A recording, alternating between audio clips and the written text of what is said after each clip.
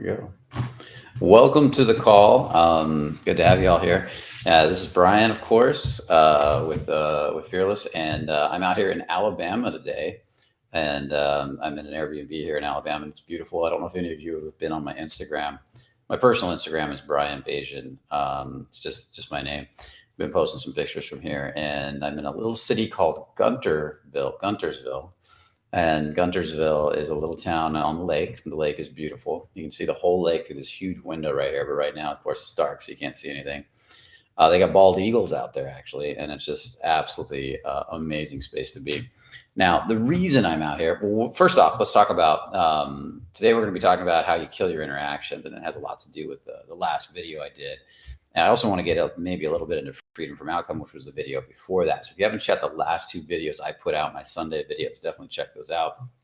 The one two videos ago where I get into freedom from outcome and basically letting all women go really did well for us. It hit pretty good, and a lot of people really reacted to it. So would love to, if you haven't seen that one, definitely check it out. But there's a lot that kills your interactions, and I'm gonna talk about it differently than most people. Why interactions die, why people aren't interested in you, why people don't want to talk to you, and we're gonna get into that today. But before we do, I want to explain to you why I'm in Alabama. I'm out here hanging out with one of my clients. This is Chris. Come on in, Chris. Leanne Nichols. Hey, Leanne. I think I know her. Yeah, Hey, you Mom. might know her. Did you know he was going to be on here today? So welcome to the call, everybody. So we came out, and Chris surprised me with this beautiful Airbnb here on a hill out in Guntersville. Came out to see Chris. Chris has been working with me for a while. He's killing it. He's growing. He's changing. And I wanted to have him on a whole call today, but the topic had already been introduced by my marketing guy. So we're going to have you in another interview at another time where we really get into his story and what he's doing. So how are you, Chris? Yeah, doing well, man. Just can't, it's kind of a dream, Brian, being out here and, experience my hometown. So it's been a wonderful time with you so far, and really appreciate you coming out here, and appreciate your program too. It's totally changing my life. My relationship to my business really is just blowing my business up and to the wild. You dream about these things, but when it actually happens, it's pretty cool. So can't thank y'all enough for that. Well, before we get into the topic, I want to point out to you guys, Chris has worked with us for a little bit, and you came to us. He's already married. He has a beautiful wife. She's awesome. We all got to hang out last night, and you really came to us for a different reason.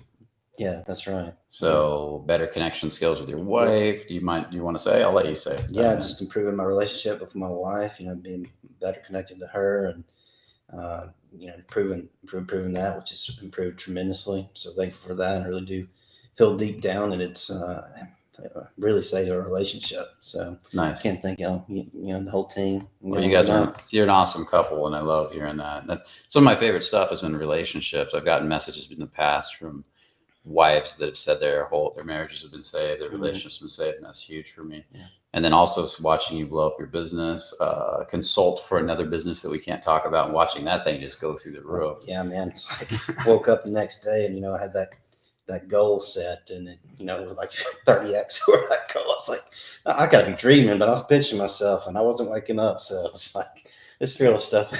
Hey, no joke. It's no joke, man. So he had a goal for a business, the launch of a business, and it actually did. What you said, 30x? Yeah, just about. Well, probably a little bit more than that. A little bit more than 30x what his goal was set for.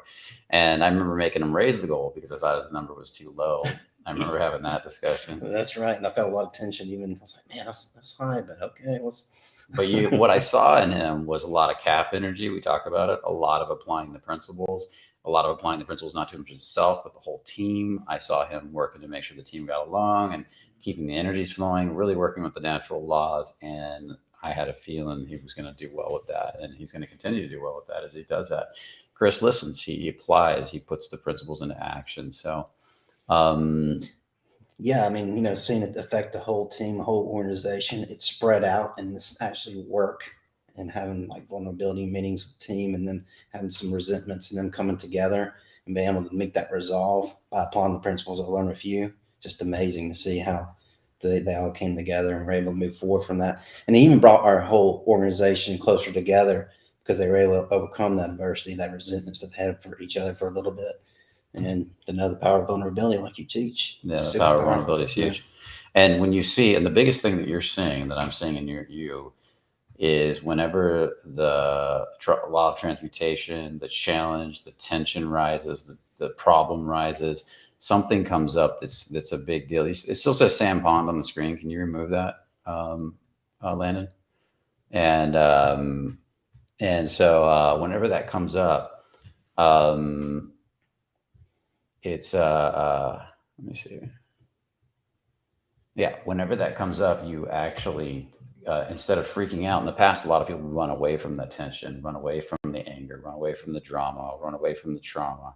And instead, what you do is you've learned to dive into it with courage That's right. and use specific skills, radical honesty, the law of transmutation, the law of gestation, law of rhythm, apply these principles to actually shift your business to the next level or your relationship to the next level. Is that correct? Do I have that? Do I have that right? Absolutely. It's the beauty and tension. Yeah, the beauty and tension. Yeah.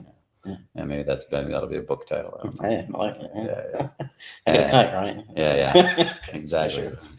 So, I'm going to have Chris on a call at another time if you guys want him on a call, and you can ask him all the questions you want, and we can dive in deeper. If you guys would like that, definitely put a comment in the chat. Thank Chris for being out here. And Landon, are you able to figure out how to remove that where it says Sam Pond from last week?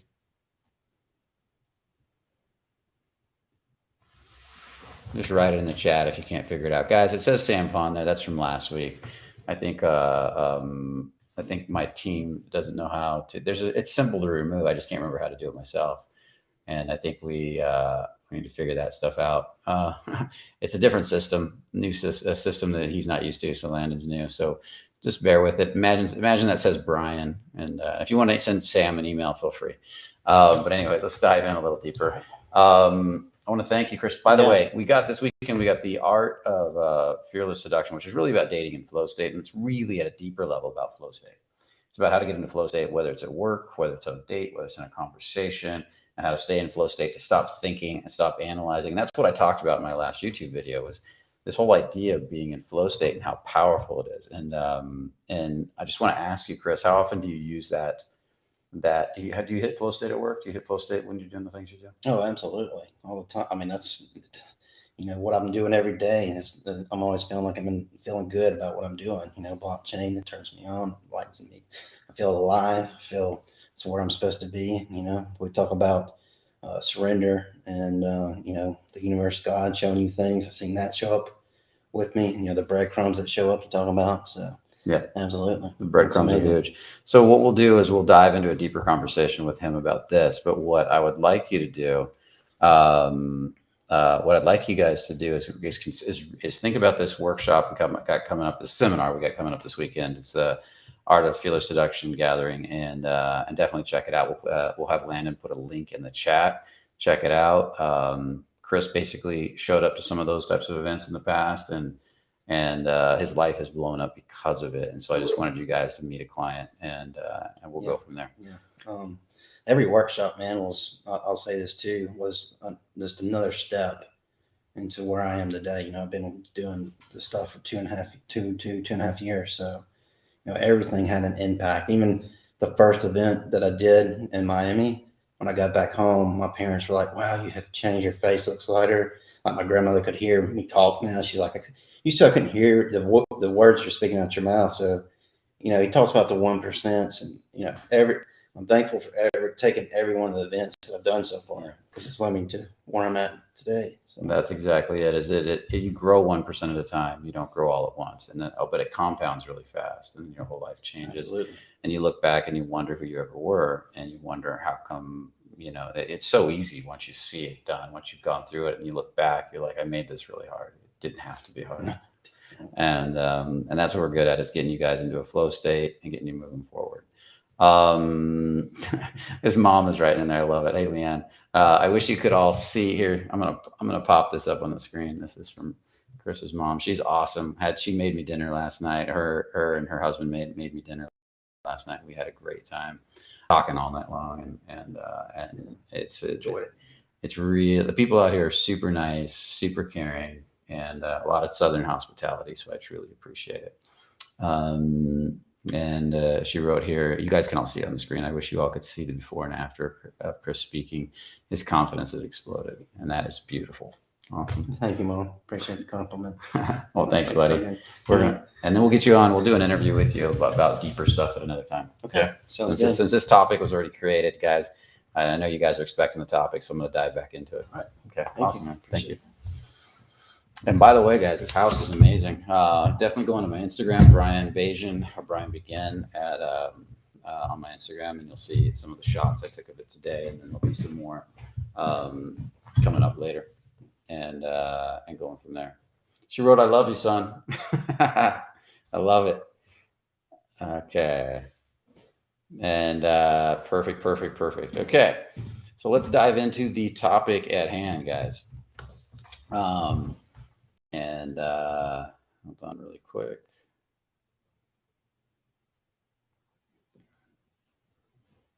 And where did it go? Now I got Leanne stuck on the screen. She's down farther. I'm missing it somehow. Show. You can see, guys, here we're definitely professional here at our YouTube channel. Takes a second to get some stuff going, but let's dive in. So, how are you killing your interactions? Let's say your interactions don't have to just be dates, because a lot of you guys say you're here for dating, but some of you guys are here for your business, for sales. Some of you guys are here for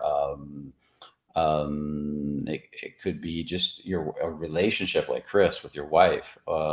It could be that there's a woman on here that's working on her relationship with her husband. We get women on this channel too, quite a bit. And so I want to offer this idea to you that there's some specific reasons you're killing your interactions when meeting new people, when going deeper with people, when connecting with people. And it's much simpler than you think. Now, there's people out there that teach a lot of really cool stuff. They teach techniques of how to. I was watching one today. This guy was teaching a program on charisma, and he was showing how Trudeau had sat down at the latest. I think it's at the G20. I think it's the G20, but the summit. And he sat down and he was awkward. You could see him. Trudeau was like this, and he's looking around. If you don't know who Trudeau is, he's the Prime Minister of Canada, and he was nervous. And he's like a little boy sometimes. And he looks to the right, and I believe to the right was the leader of China. And then he's awkward, and he looks over here. And then to the left was the new leader, Prime Minister, I believe is what they call him, of Brazil. And so he looks to the left, and then finally, nobody's looking at him. Everybody's almost ignoring him. And he turns and he taps the guy on the shoulder to the Prime Minister of Brazil. And what does the guy in Brazil do? He turns, looks at him, and then the guy who is the Prime Minister's left, Trudeau was on his right, comes up, and he turns and shakes that guy's hand, says hi to him, blows the Trudeau off completely. And you can see that Trudeau doesn't know what to do. He's lost, and he's awkward. He's in his head again. And then finally, he turns back around and shakes his hand really quick and then turns away.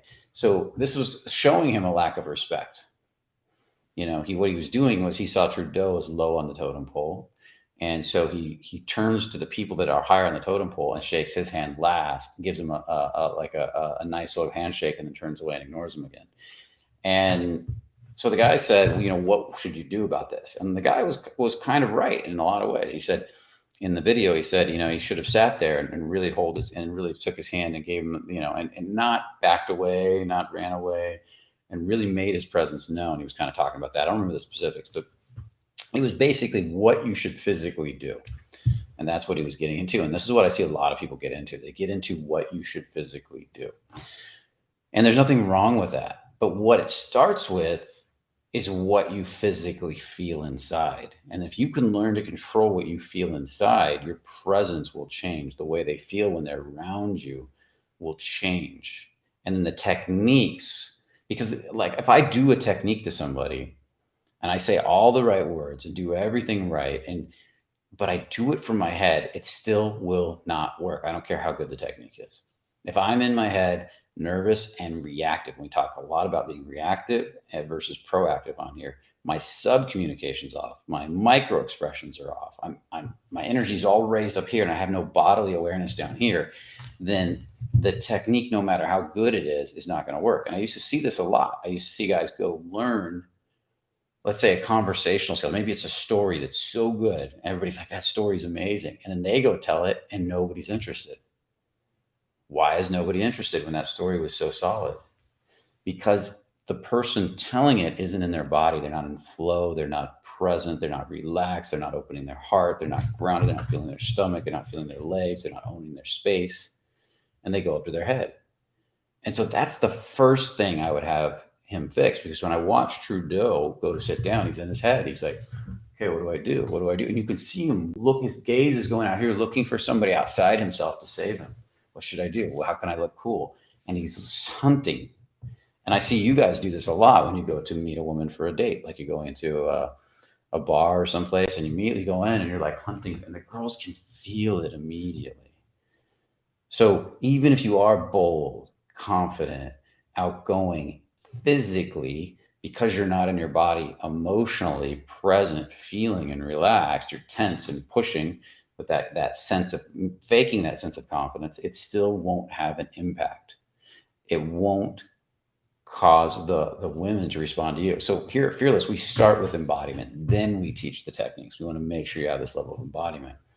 Because if I walk over and I'm like, and I've demonstrated this a million times, I'm going to demonstrate it today. And this is what the art of flow state dating, which is what this weekend's going to be about, flow state conversations, flow state dating, is all about. If I can't feel my body, I can't go into flow with whatever I'm working on. I can't go into flow, even working on my laptop, my computer, going into a conversation, going on a date, and it's all about flow. That's when you're really attractive.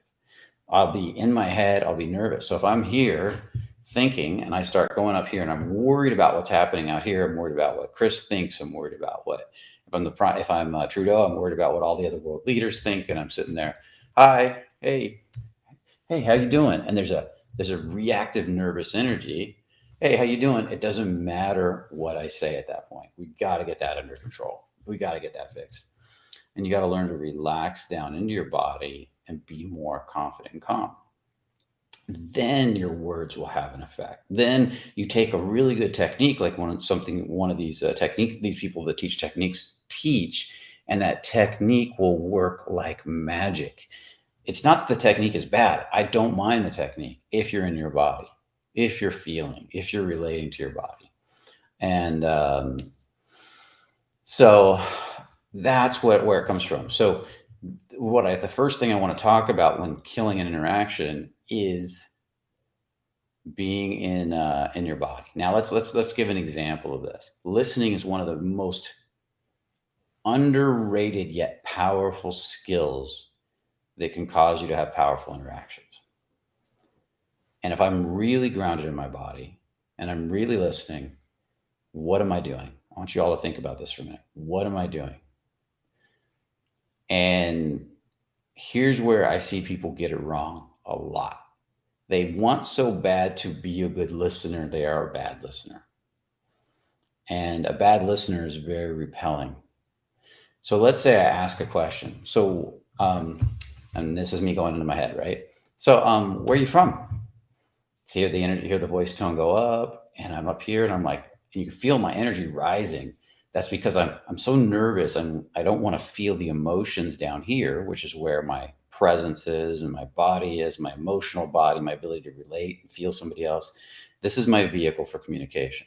If I go up here into my head, now it's all I've got for communication is thinking, maybe some facial expressions. So, how are you? Oh, tell me more about that. That's interesting. Really? And do you feel how almost patronizing that is? And I see guys do this all the time. I see interviewers do it in YouTube videos. They'll sit there and go, oh, interesting.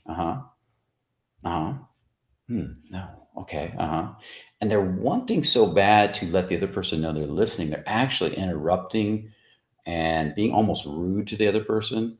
They're not being present with the other person. It's really a bad thing. Now, what does a really good listener do in contrast that works, that helps to pull the other person out? And you all have had this done to you. It's you feel the other person's emotional state when they're talking.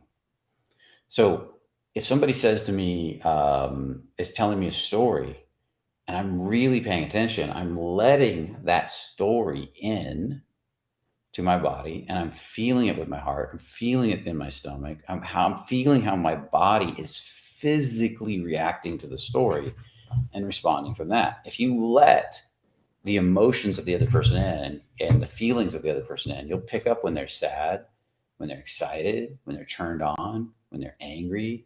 As they tell the story, these little hits will come inside of you, and you'll be like, oh, I felt something there. That was interesting. And you'll note it because it'll stand out to you because you're being present. You're not thinking. You're not going, shaking your head every few minutes, being really rude to the other person. You're actually just being present. They will feel you letting them in. You're doing less, but having a greater effect. Now, I'm going to give you an example of this. I think I gave it this example in a recent video, but I had a client many years ago, over 10 years ago. He's still a friend of mine today. He's awesome. And he was telling a story about a painting. And he was going through this, just a little bit of his life story about something. And he came to this painting. He was talking about high school. And he said, and there was this line in this painting. And then he went on. And he had this moment of emotion with the line. And because we were present and really felt that moment of emotion where he stopped, we didn't interrupt. We let him talk. We just were there feeling what it was coming up for him and going down. And then we felt that moment of emotion, and he went on. He didn't even pick it up. He didn't notice it. He just said it and then moved on. A lot of times, the reason we move on is we feel a little vulnerable, so we rush to another topic. But what we did, there was like 3 or 4 of us, is we said, no, wait. He went, what? I said, that line. Tell us about the line. He said, it's just a line in a painting. What do you mean? No, we want to hear more about the line. Okay. So he started to tell us about the line. What was a painting I did in high school? I had this line in it, and he started to get deeper, and you could feel the emotions come off of him again. And then he started to talk more, and it brought up all these emotions, almost brought him to tears. Why did this bring him to tears? Because and that was the thing that brought him the most joy in high school, was painting. He loved painting. He loved being a painter, and he hadn't painted since high school. He had completely put painting away as something he couldn't do for a living. And so he just put it behind himself.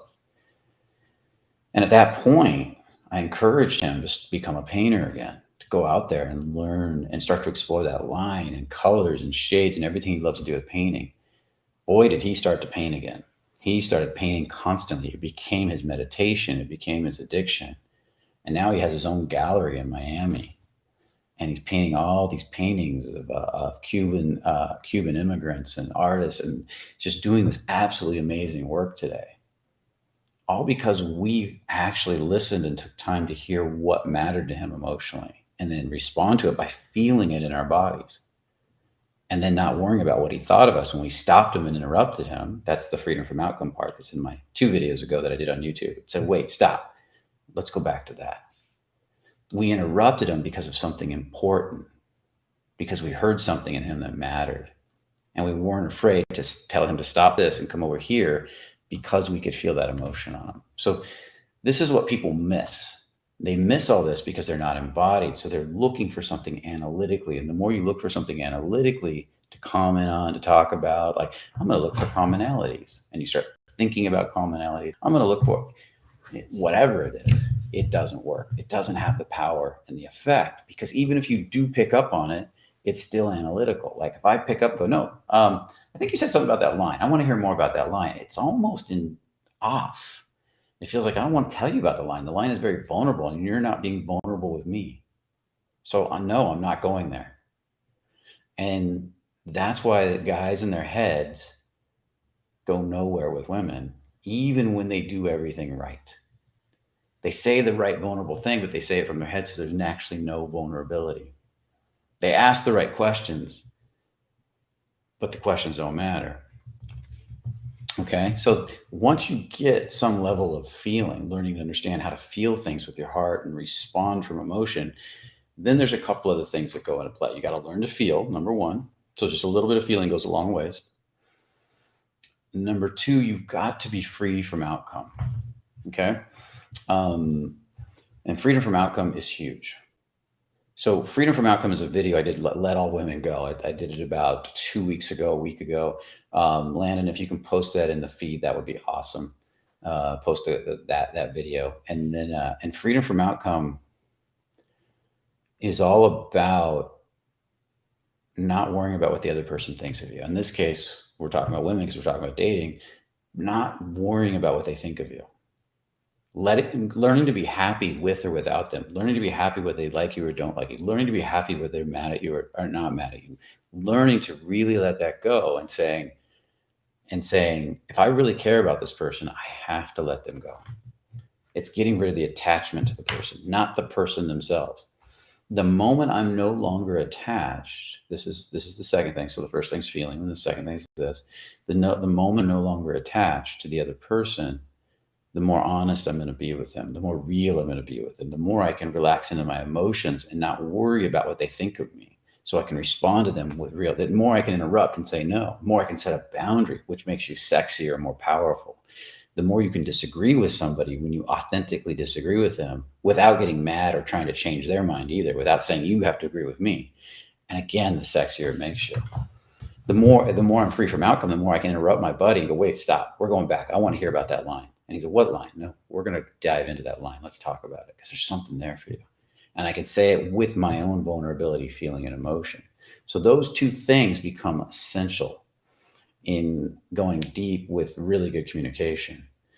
So the first thing we've got is this depth of feeling that you need to communicate from, and then doing it with freedom from outcome. Because a lot of nice guys have a true depth of feeling, but they're not free from outcome. So they're super reactive to the other person.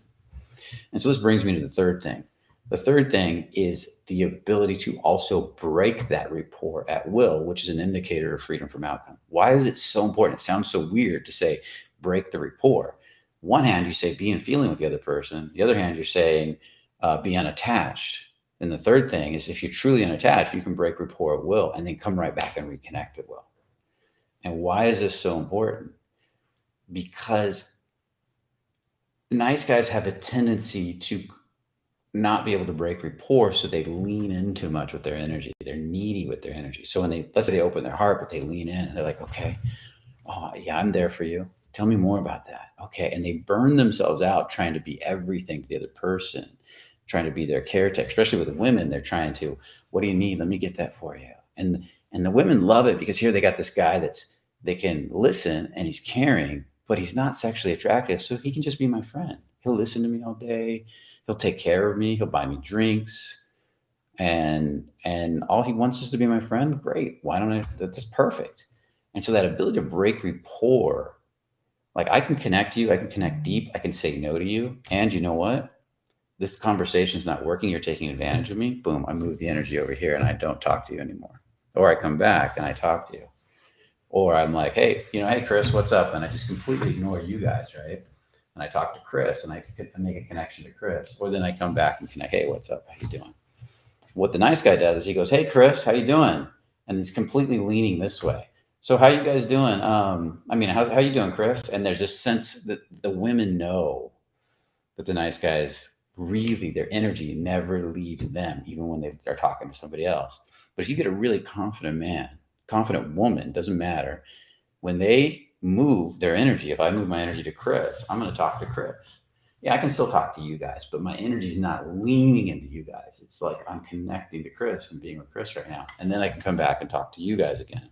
Or I can take my energy away completely and shut you guys out if you're being really rude and disrespectful to me and say, you know what, I'm moving on.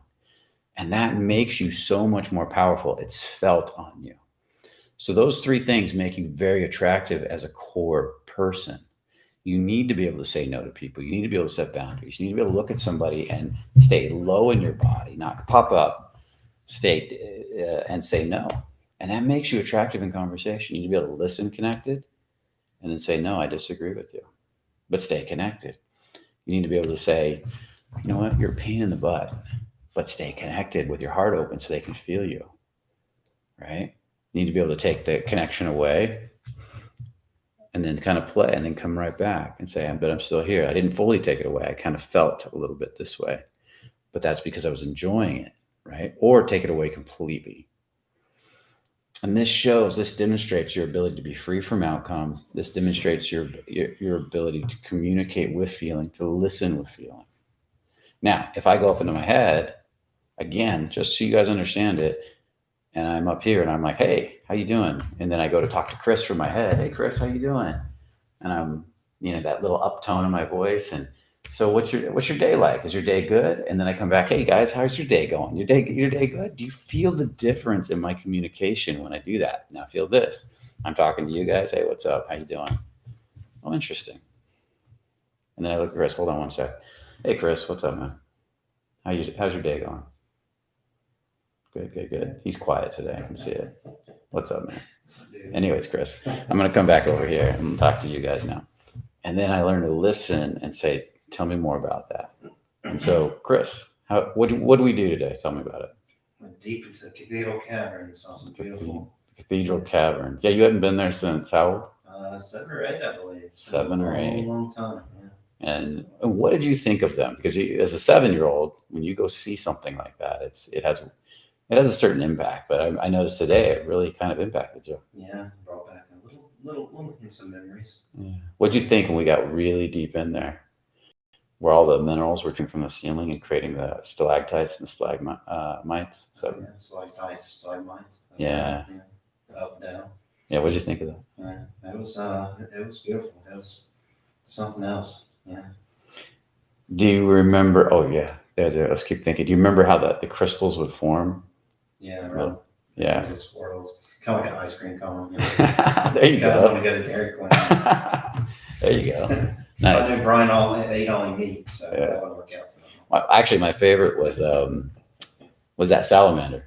We're 3/4 of a mile into the mountain in a cave, and this little salamander, he had to be this big, comes walk. Did you see him? Yeah, that thing was amazing. She picked it up and it crawled across her finger like this, and his body was like this big. It was so bad. Neither had I. The funny thing, being in a cave like that, it's pitch black. It couldn't be able to see. There's no way the thing has eyes. There's no way.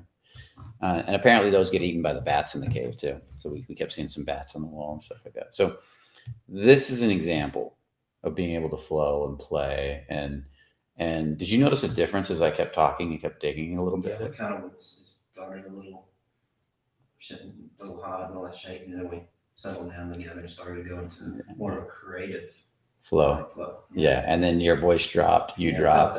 Yep. And that's when I know things are starting to work. He's starting to want to give me more. He's providing more. He's investing more. And then that makes me want to listen to what his feelings. I was paying attention to what got him excited. I found the thing that got him excited. And then we started to play from there. Okay. So hopefully you guys are enjoying this communication. Let's see here.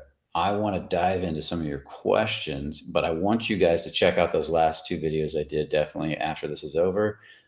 Make sure to check those out. We're going to dive into some questions next. Landon, have you been lining up some questions for me?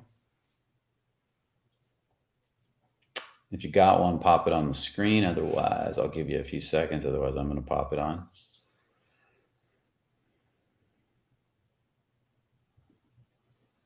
I think there's one right here.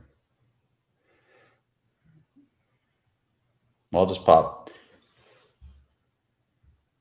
up some comments, and then I'll start working my way back a little bit, guys. So let's see what this one says. I'm always walled off for. I'm always walled off. So you're saying walled off? I'm always walled off for self-esteem issues. When I see a woman I like on the street, it's so fast that I can't think of anything to say in the moment, and then things start to occur to me, but it's too late. That's super common, Matthias.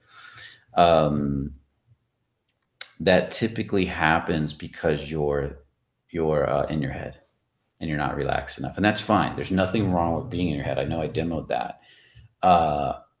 The being in the head part, you're going to have to go through it until you're not. And then when you're not, it's like if I go out to learn to do something like dribbling a basketball, first it's going to go all over the place. You've got to experience that phase and let it be a little messy at first. So going up and saying, working on your embodiment, feeling your body. If you watch my last video, I talk a lot about this. Keeping the conversation super simple and easy, and working on how you're feeling and your depth of feeling and communication, hi, I just had to say hi to you. There's something about you. Where you from? Oh my God, that's crazy. That's cool. I'm from there too.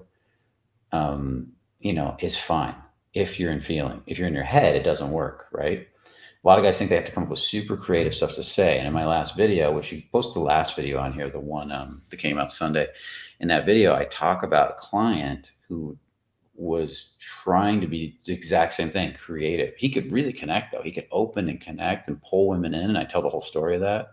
But when he listened, he would listen from his head because he was trying to come up with the next creative thing to say because he couldn't think of anything creative. And here's the part that's important. We told him to stop saying anything creative, say boring stuff. Where are you from? What do you do? But say it with the depth of feeling he knew how to speak from. And when he did that, he locked in right away with the first girl he walked up to, and it hooked. So much so that when he said, and I challenged him to do this, asked her to go home with him, she said, I don't know, maybe. I have a boyfriend. I don't know. And then he got nervous and ran away. And I challenged him to do that because he's afraid to ask girls to go on dates. And he realized the power of that, changed his whole life. So watch that video and hear that story because you'll understand it's not about being super creative. Now the creativity will come. I love to be creative and spontaneous and tease and banter. And there's exercises galore that develop this stuff naturally, but they only work when you're in feeling. They only work when you have some love. You don't have to have deep feeling, but a little bit of feeling. Learn to feel your heart, learn to feel your stomach. And I talk about that in that last video. Okay, let's pop up the next one. How do you feel someone else's emotions? This is a great question, Preem. I talk about this. I'm going to be talking about this weekend in and we're going to be doing exercises specifically for it in the Flow State event, which is really the Art of Fearless Seduction Summit. So check that out. There's a link there if you want to watch it online. You can. If you want to come live, there's some seats live, and the live is going to get lots of bonuses. Time with me, time with the coaches, really small group. There's only a few live students. Most people are going to be online. Time with the models. I mean, the ridiculous amount of instruction you get for coming out live is off the charts. So I highly recommend if you can do that now. Don't screw around with that because this will never happen again. We will make sure that this is an experiment. You're going to be in there and probably less than 10 people, where we're keeping the bulk of everybody online. So, okay. So let's dive into that. Learning to feel. I want you all to do this really quick. Look around your house and look for something red and look something blue, or two different colors. Pick any two different colors and ask yourself, if you relax the core of your body, just feel through here. Do they feel different to you? Does one feel heavier, lighter, brighter? Do they cause different emotions, feelings? Do they light up different parts of your body? What's the reaction you get? Notice if the reaction is different from one color to another or one object to another. Go back and forth a few times until you can start to really identify that they feel different. And that's the key. If you can't feel in the core center pillar of your body, you're going to have a hard time noticing that they feel different. But think about this for a minute. There's a reason we pick different colors every day because they affect our mood. There's a reason we have art in our house because it affects our mood. There's a reason we decorate. Otherwise, everything would just be practical. We wouldn't pick something based on color and texture and look and ambiance. We would just pick the most practical, sturdy, long-lasting thing. So everything's affecting our emotions and our mood. So if you let somebody in, first, but you got to learn to do this with objects first. You let the object in, you're going to notice you get a sensation or a feeling difference.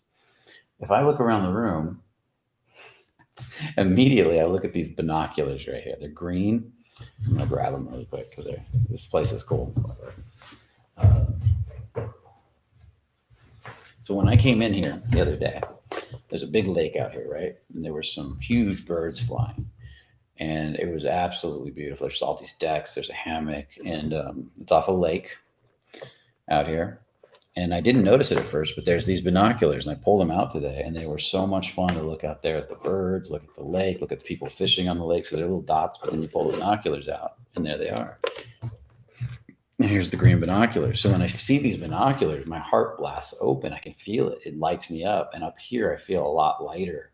And I feel a little mildly excited because I want to play with them some more. I didn't have a lot of time to sit and really play with them today. but just because there's so much beauty out there. And I took a lot of photos and things like that. And so just another toy to play with. It's not like it makes me overwhelmed. It's just this little smile comes into the front of my body and it feels really good. Okay.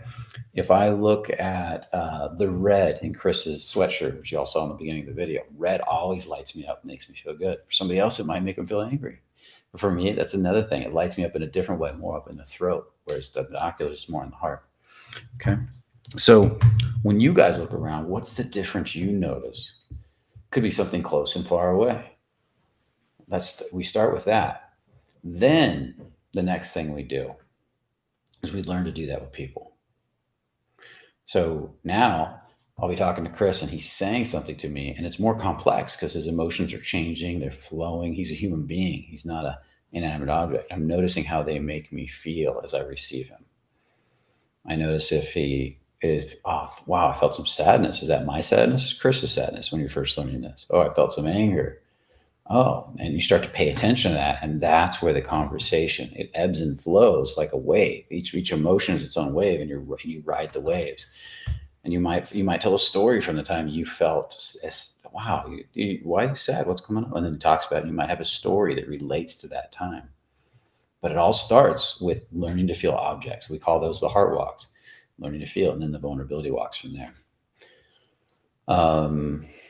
Awesome. So great question. Hopefully that wasn't too long-winded. And definitely check out the seminar this weekend if you want to learn more about that. And if you want to come in person, you're more than welcome to do that too. And we have tickets for that. Awesome. What's another one we got, Landon? Okay, Matthias. Brian, flow state is grounding plus energetic recharging. Yeah, well, energy's got to be flowing through you. So that's absolutely right. Energetic energy flowing through you, just like water has to come through one end of a spigot to come out the other end of the hose, one end of the hose to come out the other end of the hose to water the garden. I am grounded and doing it right.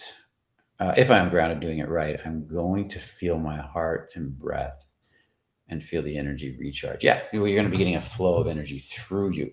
The energy flows through you from the ground, from above you. It flows through and into other people, and then it comes back into you, and there's a cycle of energy. And if you're not open and not in feeling, you kink that cycle. You can't have it. If you're making something, as soon as you get into judgments, right, wrong, good, bad, and you start deciding, your body can't. It's really hard for your body to flow. If any of you have ever surfed, think about surfing or snowboarding or skiing. The moment I start muscling too much with my body and tightening up, like if we just tighten your body and imagine trying to ski or surf and stay on the board, or snowboard or surf or ski, and you can't because the kinetic chain is broken and the energy as it moves through the body can't dissipate and flow, and your body can't adjust the subtlest feeling. I might need to make it a little adjustment with my shoulder up here that affects the whole body all the way down to the relaxation of the bottom of the feet to stay on the snowboard or the surfboard, right? The littlest thing. Like I had a really good snowboarder, one of the top. He was teaching me in Chile when I was out in Chile, and he showed me that the tightness, I was tightening in the bottom of my feet too much, and he said just relax the bottom of your feet and learn to relax and move the board torsion. And as soon as I did that, all this vibration that was binding in my feet started flowing through my body, and I could relax it through like a lightning rod or something, like dissipate it. And suddenly I had so much more control on the board. And I practiced that and worked that because I noticed as soon as I hit a little rough terrain, I'd want to tighten up again. And I would create this, like, imagine a steel bar with all this vibration versus something flowing. And then again, when it's like this, it's too much. You can't stop to feel all the emotions, sensations, feelings that would be coming through you from another person. And so wherever there's unnecessary tension, resistance, disconnection from feeling in the body, becomes really important to allow the body to recharge and to allow the body to ground and allow the body to express emotion and receive emotion and so forth. Okay. And your breath, your breath will relax. You'll start breathing deeper. You'll start to feel more vulnerable through here. Don't think of it as the physical heart. There's more of the idea of the energetic heart, the idea of a vulnerability in a sense, a physical rawness that starts to feel really good when you get comfortable with it. Okay, what's another one? Let's go, Landon. How do you create a spark on the first date? Well, that depends on you and her. That's a hard question to answer because everybody's different. Let me give you an example. There were two girls in Bucharest, Romania, that I loved. They were both amazing. They were best friends. They were sweethearts. One was, I was about to say their names. I don't know if I should. We'll just say one was Ollie, and the other was, we'll just call her Kate for like, 'cause I don't want to say their names without permission. But they were sweethearts, and they were good friends. And one of them was all about emotion and feeling, and she was really deep and soulful. And I could look at her and I could just open my heart and just say, "You look beautiful today." And she'd go, "Oh," because she'd feel me feeling her, and I'd let her run through my body. And I'd tell me about your day, what's going on. We would talk, and there'd be a depth. The other one did not like that. If I walked up to her and opened my heart completely to her and said hi, I just had to say hi, she'd be like, "Oh, no, no, no." But if I teased her and went, "Oh, you look like you look like you're out to cause trouble today. Why are you being so difficult?" And I just started to give her some shit. Immediately, she'd give me shit back, and she'd smile, and then we'd butt heads a little bit, and then she'd relax and connect with me a little bit. And the other one, if I butted heads with her right away, you'd see her walls go up. So everybody's different. And you got to decide. And I would say that you can try to learn to connect with every woman that you meet, or you can learn to decide what type of women you like and lead with that personality and find the women that you're going to have the most fun with that relate to your personality. Like if you're a bantery, cocky, funny kind of guy, go be that guy. Just be open hearted and connected while you do it, play, tease, and then have fun with it. And then, a little rapport here and there, and then you're good. Vice versa. If you're a deep guy, and you might still need to go and say something a little bold to open the conversation, but you can drop right into the depth right away, and you'll find women like that. Everybody's different. The number one skill set, though, is freedom from outcome, not giving a hoot what they think of you. Like if I can, and I don't mean faking that, you got to truly mean it. If I can reach the point that I can walk up and take or leave women, then I can be me with women, free from outcome, express, "Hey, there's something about you. I had to say hi to you. Oh, I got to go. I'll see you later." And then break report, come back and, tell, "Oh, wow, I'm back now. Don't worry about it. That was nothing. Tell me more about that." And what you'll find is that women will find you way more interesting because most men, when they approach attractive women, don't know how to say no, don't know how to set boundaries, are constantly seeking their validation. And really confident men aren't seeking women's validation. That doesn't mean they don't enjoy women when they get validated by them. It just means they don't need it to be happy. So the video I did, letting all women go, a couple weeks ago, would be really good for you to watch on this. That's probably one of the most powerful topics. Got a lot of views. And I'll tell you this: there's a guy I know. We used to know. He disappeared many years ago in 2011. Nobody's ever seen him since. We don't know what happened to him. His name was Jason, and he was the best with women I'd ever seen. Just about. He might be the best. And he was assertive. He was aggressive, and he did not give a rat's ass what anybody thought of him. He lives in a van. He had no money. He was broke. I think he owed the IRS a ton of money, so that might be why he disappeared. I don't know. But he was bold. And when I met him, I thought to myself, this guy can't be good with women because he seemed heavy and depressed. Kind of, And then he went out one night, and this is kind of random. It's on a little off topic, but it kind of is on topic. And he just went out, and I watched him kind of start to rock and shake. And then his energy came over him, this life. And then he just started talking to everybody, girl, and really all the girls he liked, but everybody else too. He just, "Hey, what's your name? Where are you from?"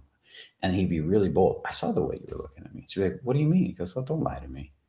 I saw exactly the way you're looking at me." And then I was nervous back then. I didn't understand any of this. And he'd just be like, "Brian, go see that girl right there? Go grab her for me." And I'd be, "What?" "Just go grab, tell her I want to talk to her." And he'd keep talking to this one. I go, "Okay." And I go talk to this girl. And she'd come over, and he'd be like, "Hold on, hold on." And he'd start turning and talking to this other girl. Blah, blah, blah. And he didn't give her rats. And he'd come back to her. Next thing you know, he's just 3 or 4 women talking to them. And on one level, they're flabbergasted. He's so ballsy. He doesn't give a hoot what any of them think of him. Another level, they're attracted to him and they're fascinated by him because he doesn't care what they think of him. He enjoys them, but doesn't need them. So kind of feel that and let that in. So let's get another one.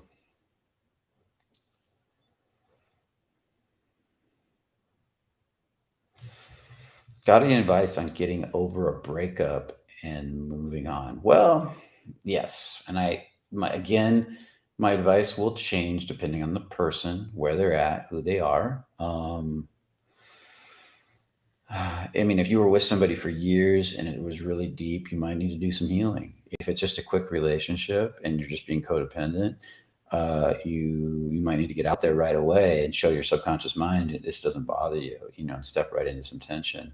So it really depends on the person, and who they're being when they go through a breakup. I notice a lot of codependent people tend to really hang on to their breakups and take a long time getting over them because of the codependence, not because they were in love.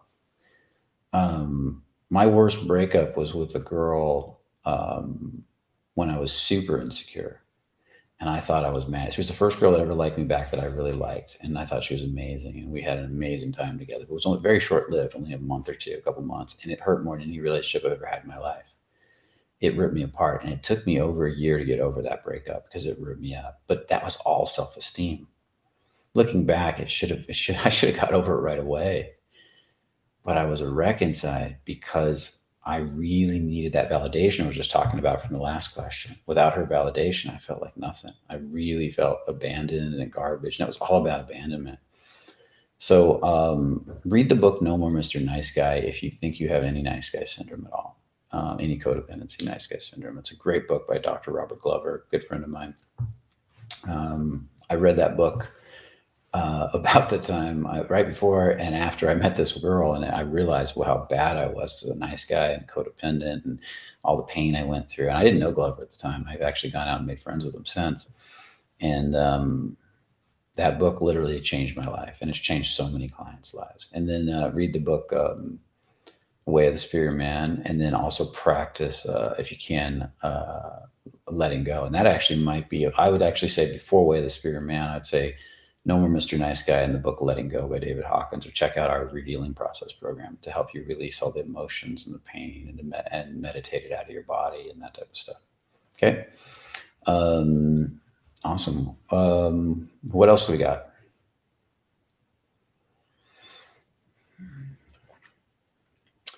How do you stay in your body during combos when you're experiencing heavy levels of grief?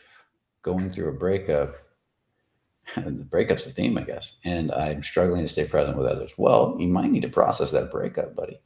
Um, it's not like there's a magic pill that makes you suddenly good at this stuff when you haven't practiced it.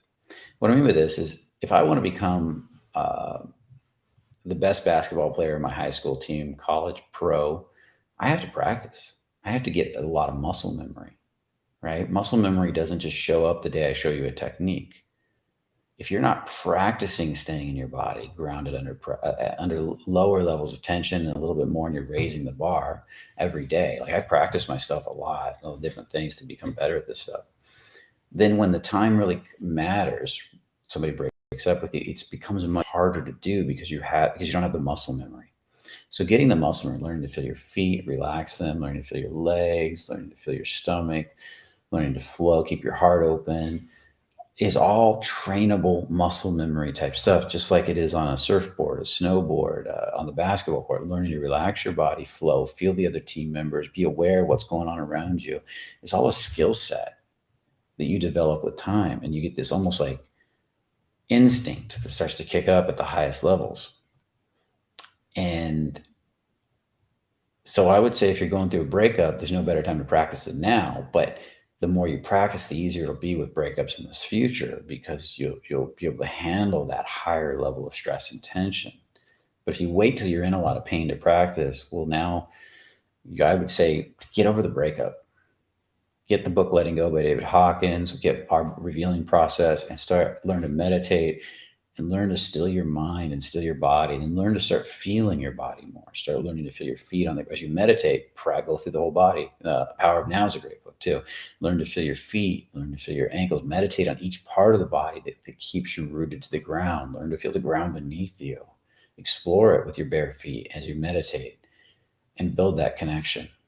And pretty soon, as you learn to feel your body more and more, it'll become more and more of a muscle memory type thing that you go out and And the moment you're a little in your head, I put my awareness on my feet, and suddenly I feel my whole body go, and I can reconnect to the ground again. I put my awareness on the back of my legs, boom, right back in my body. I drop my breath, and it happens so fast because the body knows exactly what I want it to do from the muscle memory.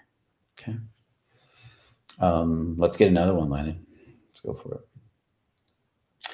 Let's see. We got Miguel. I've been releasing attachment to women along with the sexy bastard meditation, and I feel sexy now. Awesome. Love hearing that.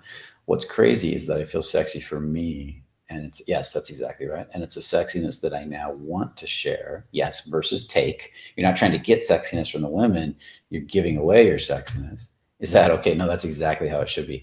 The water, a hose, you're like a hose of energy, and the hose receives water in one end and gives it to the garden on the other end.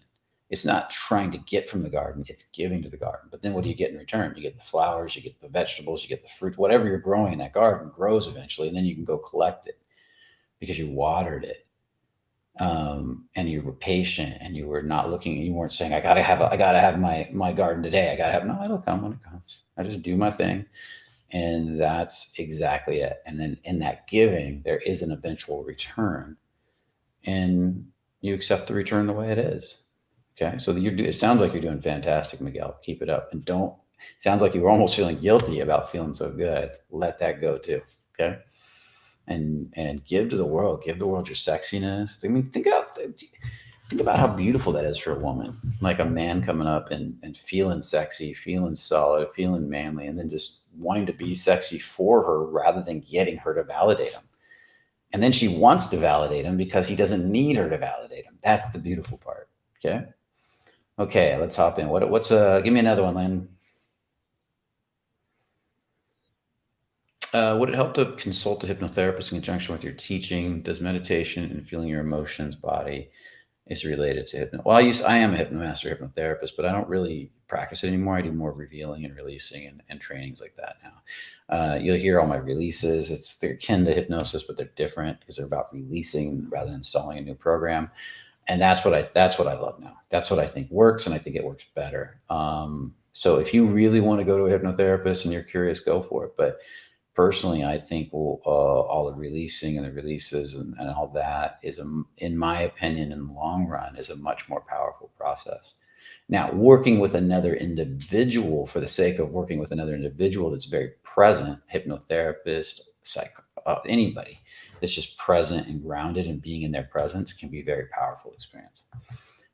Get into our event this weekend if you can. That would be great. Come meet me and stuff like that. I don't know where you're at in the world, but that would be a powerful Art of Fearless Seduction gathering this weekend. Watching that stuff online, but getting to a live event is huge. There's only a few guys in the live event, guys. This is a steal for the amount of time and energy. I think we've got the most we'll have in there this weekend is 10, and you're going to get, we're going to have models in there to do work with. You get to work with me in a private conversation. You get to work with Josh in a private conversation.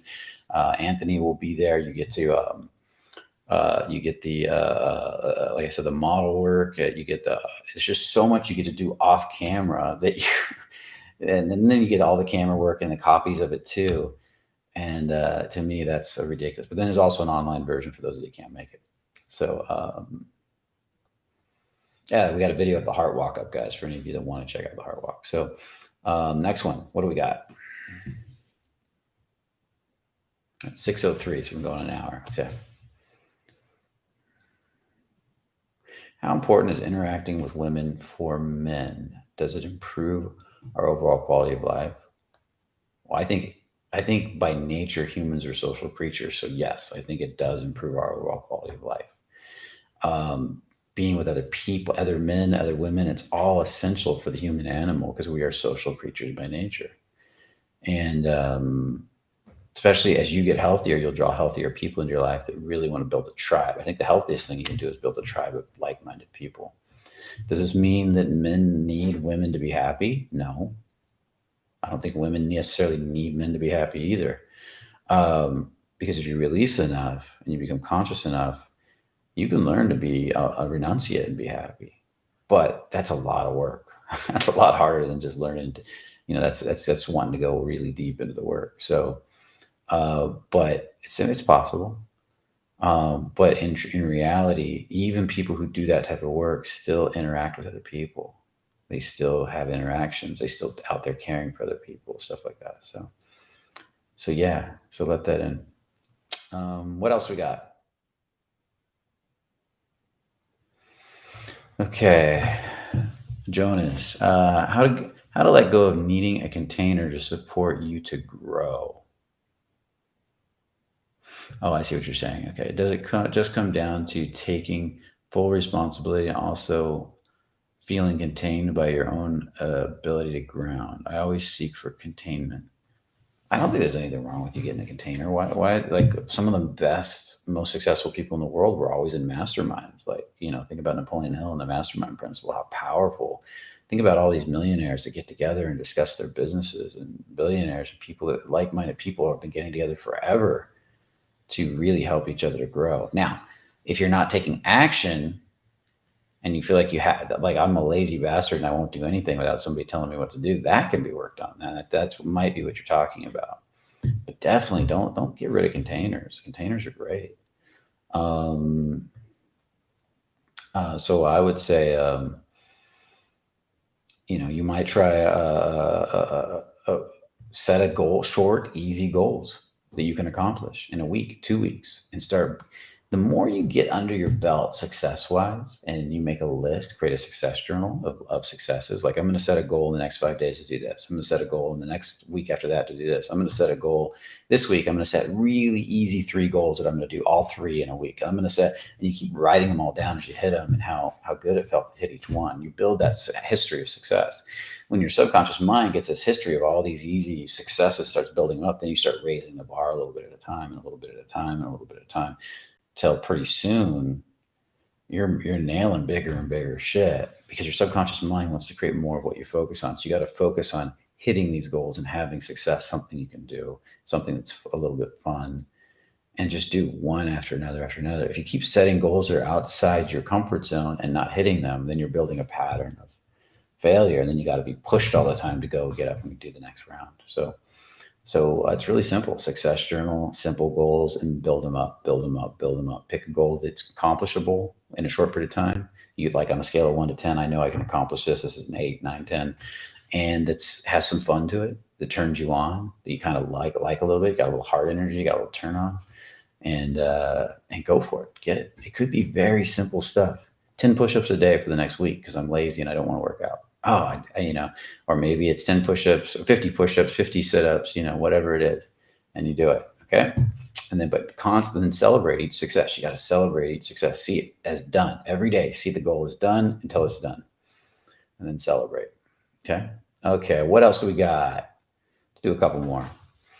Hey, Jeremy, what's up, buddy? Good to have you back. When I'm turned on for a woman, my ability to feel them goes down. Interesting. Okay. I see how that could happen. Any tips to have turn on plus feeling? Well, your heart's closing a little bit for some reason, or stomach, heart, right in that range.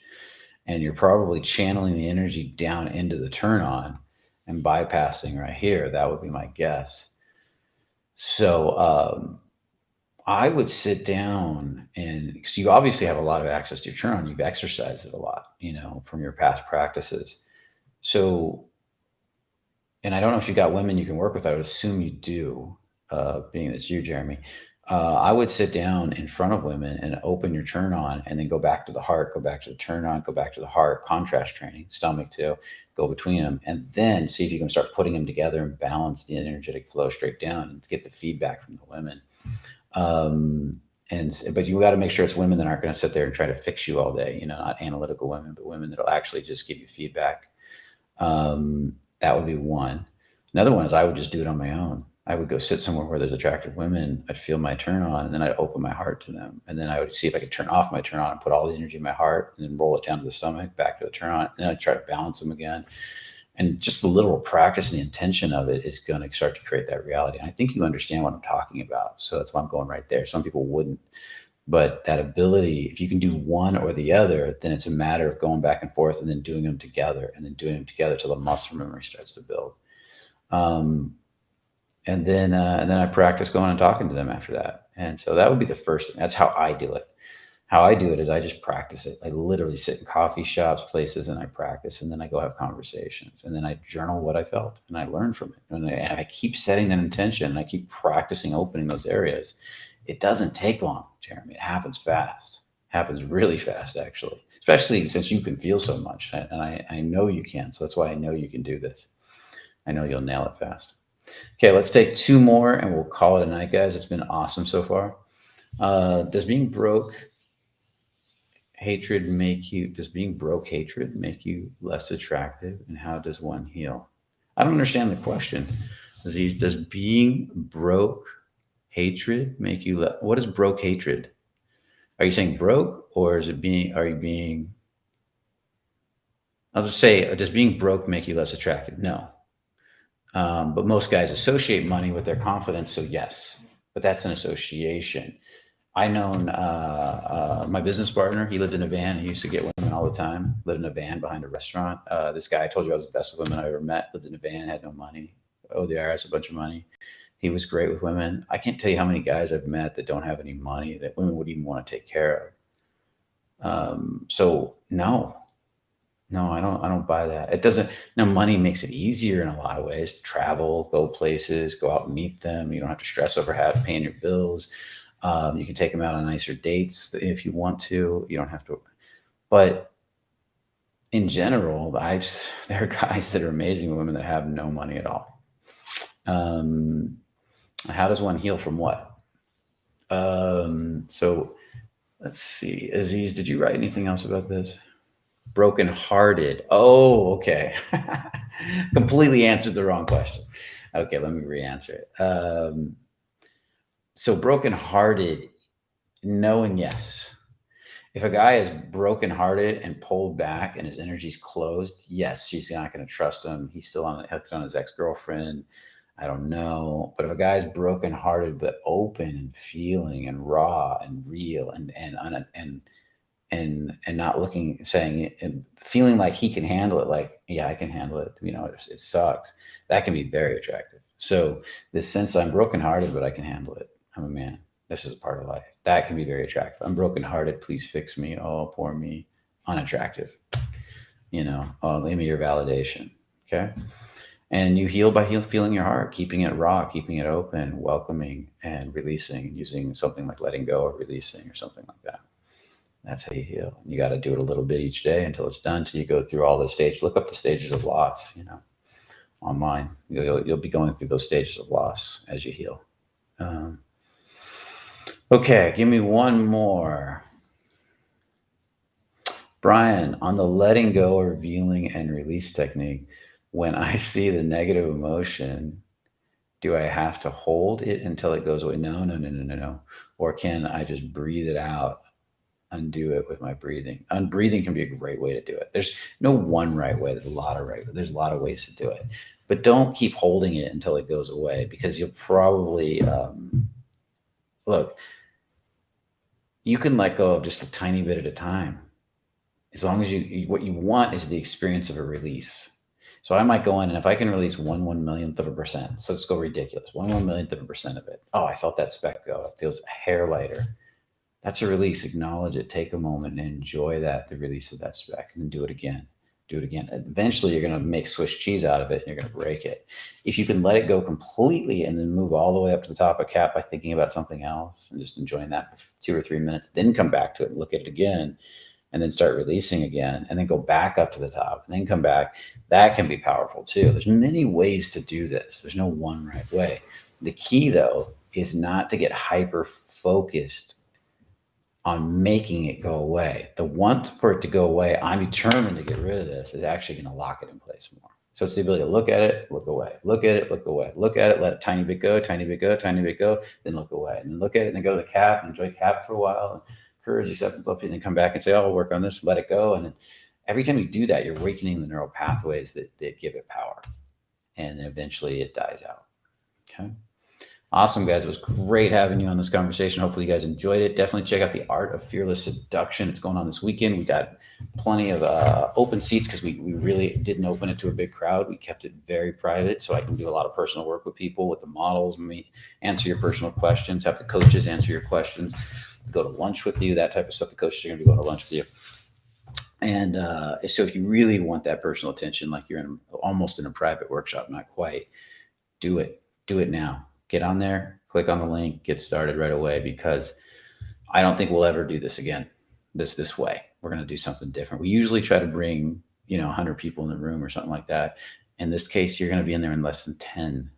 I mean, it's ridiculous. So get in there and make this happen. If you want to be online and check it out online, it's one of my favorite events. It's all about flow state and how flow state's created, practices for flow state with dating, communication, social skills, and that make you super attractive while not thinking when you're talking, flowing when you're talking, having a good time when you're talking, and just being this being that's charismatic because his energy is just exploding on the scene. If you want to be that guy, check this event out. So where's the link? Put the link in. The link's farther up. So put the link in, Landon. Check this guy out, okay? Or check this event out.